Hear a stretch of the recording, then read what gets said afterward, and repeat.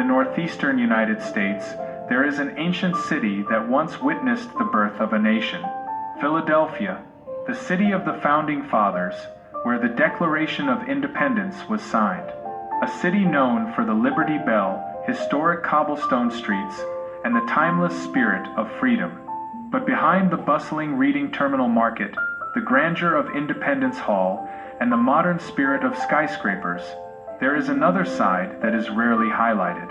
In narrow alleys, under bridges, in the corners of city parks, there are those who walk without direction, sleep without roofs, and live without certainty. Those who have lost their place, lost their voice, sometimes even their name. In this city, more than 4,000 people live without a home. And that number is just the surface of a much deeper story. The homeless in Philadelphia are more than just statistic.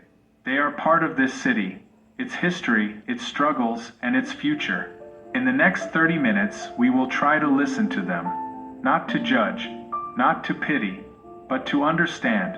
Because behind every forgotten face, there's a story worth hearing. Philadelphia's homelessness crisis is nothing new. But in the past few years, it's gone from urgent to urgent. Every night, an estimated 4,000 people are homeless in this city.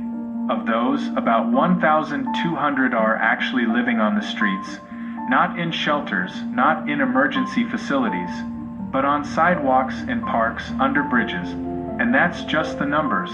Many more live in what's called hidden homelessness, sleeping on friends' couches, in cars, or in places that aren't even home. Who are they? Former factory workers who've lost their jobs, veterans who've returned with unseen trauma, LGBTQ+ teens who've been kicked out of their homes, single mothers who can't afford the rent, even children. None of them dreamed of a life like this. But the economic crisis, the lack of affordable housing, the mental health crisis, and the opioid epidemic, all of which are converging to create a perfect storm. In Philadelphia, rents are rising faster than incomes. Affordable housing is becoming scarce, and social assistance is often too late or inadequate. More than a housing issue, homelessness is a reflection of deep-rooted systemic inequality. It's not about people who don't work. It's not about life choices. It's about opportunity uneven.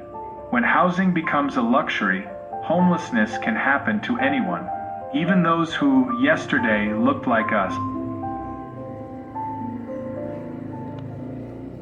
Imagine waking up every morning with no roof over your head, no alarm clock, no hot coffee, no bathroom, just the sky and the cold that seeps into your bones.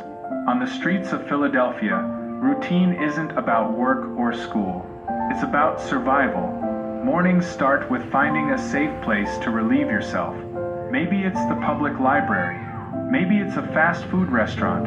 If the staff is friendly enough, then it's on to the hunt for lunch. Long lines at soup kitchens, leftovers from the local church, or simply hoping for the mercy of passers-by. Every step on the street carries a risk. Losing belongings, being stolen while sleeping, being accosted by the police, or on the contrary, being completely ignored. Sleep is never restful. Sometimes on a park bench, sometimes on the corner of the sidewalk with cardboard as a mat.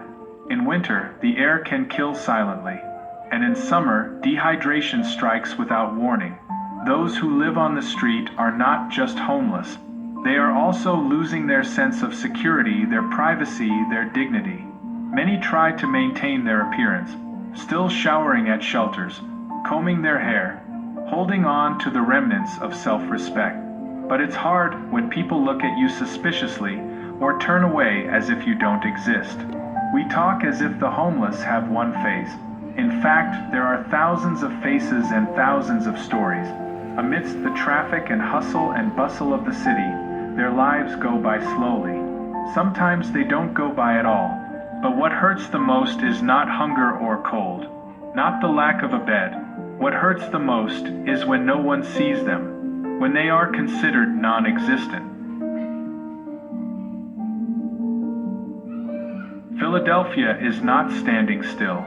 Amid the growing crisis, Efforts are underway to stem the tide of homelessness. Across the city, there are emergency shelters. Shelters that open their doors to those who have no other options. Each night, hundreds of beds are filled. But each night, many are forced to sleep outside because of limited capacity. Some shelters require people to arrive early, to sign up before the line fills up. Others have strict rules. No luggage, no wake-up calls at 5 in the morning, and no time to leave before the sun is fully up. Some find it helpful, but many feel unsafe. For some, living on the streets, though hard, feels more humane than sleeping crammed into a room full of strangers, with no privacy, no peace. Behind these systems are thousands of social workers and volunteers who continue to fight. They walk the city streets, bringing food, blankets, and conversation. They know the names that others forget. One of the organizations that has become the backbone of the city's social assistance is Project Home. Since 1989, they've been building more than just shelter, they've been building hope. They believe in the principle of housing first, that the basic need for shelter comes first, before talking about jobs, therapy, or rehabilitation. In addition to Project Home, there's Broad Street Ministry, which opens its doors to anyone who needs a shower, lunch, or just a listening ear. But it's not enough. The system works hard, but it faces enormous challenges. Limited budgets, slow bureaucracy, and deep-rooted social stigma. Many are denied shelter because they have pets. Others are turned away because of untreated mental health issues. And still others don't meet the chronically homeless criteria, and are therefore not a priority. When help is conditional on criteria and categories, many fall through the cracks of the system. On paper, help is available, but in the real world, not everyone who needs it can access it. And while the waiting process goes on, life on the streets goes on. Without a break, without security, without a home. In the northern corner of Philadelphia, there's a neighborhood called Kensington. There, the homeless crisis meets a darker one, the opioid epidemic. Some call it ground zero for America's drug crisis. Its sidewalks are littered with syringes like fallen leaves. In its alleys, bodies hunched over, lost between pain and temporary euphoria. Among them, many have not only lost their homes, but also lost control of their bodies and mind. Opioid addiction often begins in unlikely places. Prescription painkillers work injuries or past trauma. But once inside, few can get out without help, and that help rarely comes in a timely manner. The city's mental health system, like so many others, is understaffed, underfunded, and full of waiting lists.